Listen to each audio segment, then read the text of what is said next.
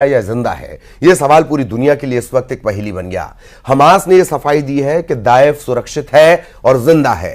Israel ने कहा कि क्लियर नहीं कि मारा गया या जिंदा है, लेकिन दाइफ को टारगेट करने के चक्कर में इजरायली डिफेंस फोर्स ने खान यूनुस में 90 लोगों को मौत की नींद सुला दिया।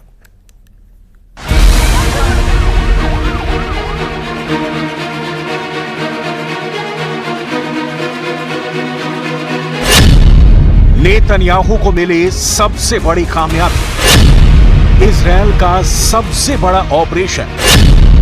गाजा में मारा गया हमास का मिलिट्री चीफ। 7 अक्टूबर का मास्टरमाइंड ढेर।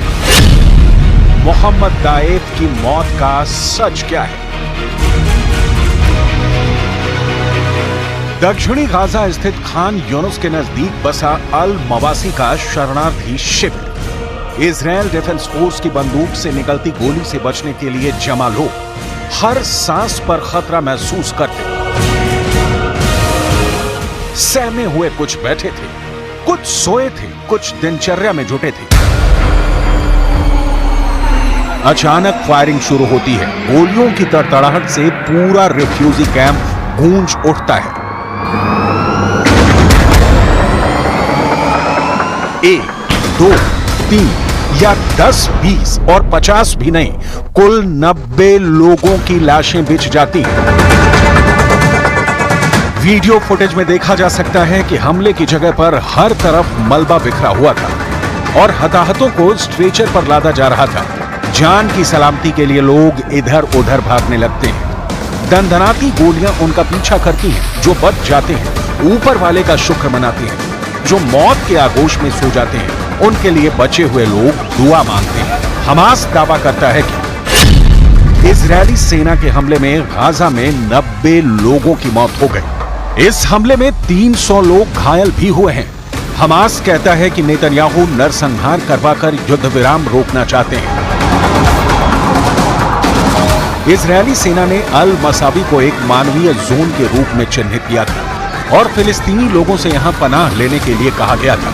लेकिन फिर ऐसा क्या हुआ कि यहां इजरायली डिफेंस फोर्स ने लाशें ही लाशें बिछा दी। इजरायल ने सफाई दी है कि यह हमला हमास के मिलिट्री चीफ और उसके सहयोगी रफा सलमा को निशाना बनाकर किया गया था। तो क्या मारा गया हमास का आर्मी चीफ?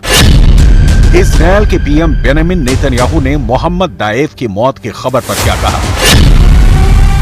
अगर मारा गया मोहम्मद दाइफ तो मौत की पुष्टि अब तक क्यों नहीं हो सकी है? मोहम्मद दाइफ की मौत का सच क्या है? इन सारे सवालों के जवाब हवा में तैर रहे हैं, क्योंकि हमास तो इसकी पुष्टि करने से रहा और जो इजरायल कह रहा है उससे भी मोहम्मद दाइफ के मारे जाने की हकीकत सामने नहीं आ रही है।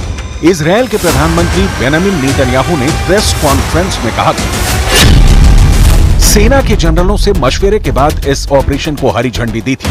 वो जनरलों से जानना चाहते थे कि हमले की जगह के नजदीक कोई बंधक तो नहीं है, या फिर इस हमले से इजरायल को कितना नुकसान हो सकता है। वो ये भी जानना चाहते थे कि हमले में किस तरह के हथियार इस्तेमाल किए जाएंगे। हम किसी भी तरह से हमास की पूरी लीडरशिप को पकड़ लेंगे। दूसरी तरफ हमास का कहना है कि नेतन्याहू ये दावा कर रहे हैं कि संगठन के सभी टॉप नेता इजरायली हमले का निशाना थे, लेकिन ये दावा गलत है। लेकिन ना तो नेतन्याहू की ओर से क्लियर हो पा रहा है कि मोहम्मद दाइफ मारा गया या जिंदा है, ना ही हमास की ओर से। इजरायली सेना के रेडियो ने बताया कि दाइफ खान यूनुस के पश्चिम में स्थित अल मवासी की एक इमारत में छिपा हुआ था। लेकिन सवाल फिर वही कि हमास आर्मी चीफ मोहम्मद दाइफ की मौत का सच क्या है?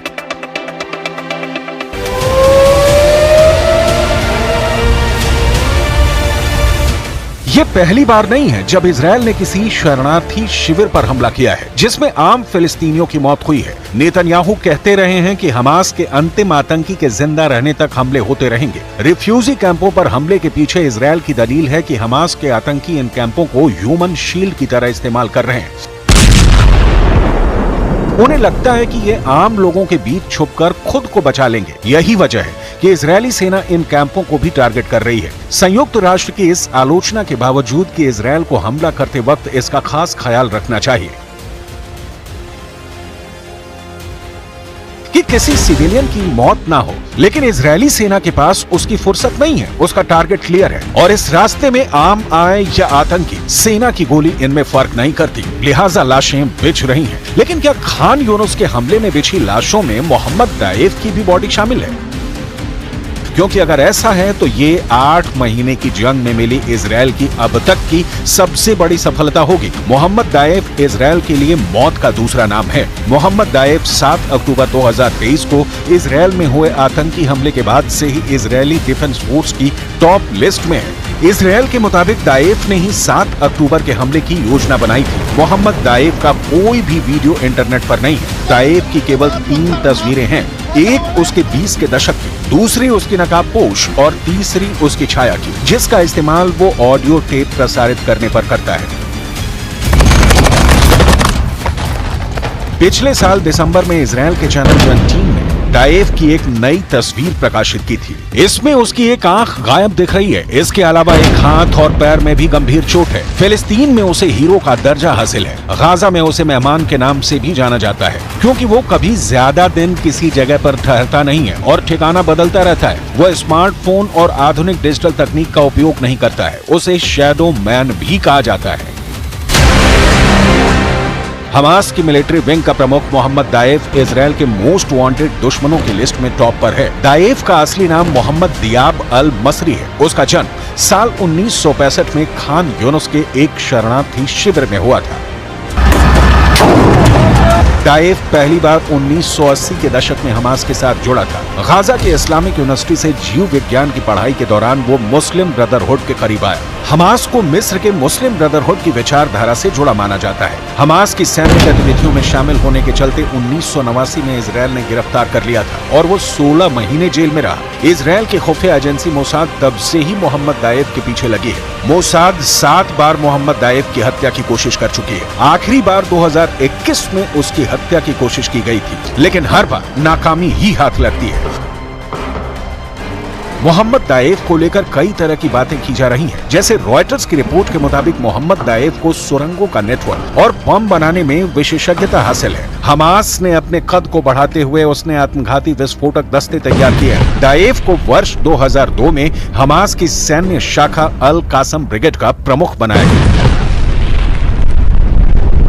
सूत्रों के मुताबिक 7 अक्टूबर को हुए इजरायल पर विनाशक हमले का फैसला केवल 2 लोगों ने किया था। ये थे हमास के अल कासम ब्रिगेड की कमान संभालने वाला मोहम्मद दाएफ और गाजा में हमास का नेता याया सिनवार। ऑपरेशन इतना गुप्त था कि केवल मुट्ठी भर हमास के नेताओं को ही इसकी जानकारी दी गई थी। यहाँ तक कि हमास के लिए हथियार, प्रशिक्षण और हथियार मुहैया कराने वाले इजरायल के कट्टर दुश्मन ईरान को भी केवल सामान्य जानकारी ही दी गई थी कि समूह एक बड़ी योजना बना रहा है। इसके अलावा कोई अन्य जानकारी साझा नहीं की गई थी। इजरायली सेना मोहम्मद दाएफ की बेसब्री से तलाश कर रही है, लेकिन इजरायल के प्रधानमंत्री बेंजामिन नेतन्याहू ने कहा कि यह पक्का नहीं है कि मोहम्मद दाएफ मारा गया है या नहीं।